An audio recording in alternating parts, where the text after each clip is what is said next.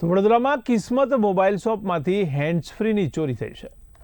તો 8,500ની કિંમતનું hands free box ગાયબ થયું છે.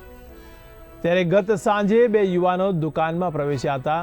તો દુકાનદારની નજર ચૂકવી સ્ટેન્ડ ઉપરથી આ હેન્ડ્સ ફ્રી લઈને ફરાર થયા હતા. ત્યારે દુકાનદારે સીસીટીવી ફૂટેજને ચેક કર્યો હતો અને તાત્કાલિક જેપી રોડ પોલીસ સ્ટેશનમાં અરજી નોંધાવી છે. ત્યારે પોલીસે પણ તપાસ શરૂ કરી છે અને આરોપીઓને પકડવા માટેની કાર્યવાહી શરૂ કરી છે. બસ કાલે રાત્રે 9:10 બે છોકરાઓ આવ્યા હતા અહીંયા આગળ. હવે ઓલરેડી અહીંયા આગળ 4-5 ગ્રાહક હતા, ત્યાં હું ગ્રાહક પતાવતો હતો. અહીંયા આગળ ખૂણામાં ઊભો રહી અને પછી અહીંયા આગળથી બોર્ડનું સારા મેનું બ્લૂટૂથ 8,500નું હતું, એ લઈને રફુ ચક્કર થઈ ગયા. એ 2 જણા હતા. હા, સીસીટીવીમાં વિડીયો બધું જ છે મારા પાસે. પોલીસમાં બી ફરિયાદ લખાઈ દીધી છે.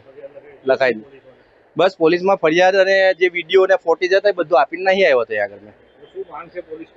બસ પોલીસ એમની કાર્યવાહી કરશે. મારી જે ફરજ હતી મેં ફરજ અદા કરી. મોહસિન પટેલ, કિસ્મત મોબાઈલ.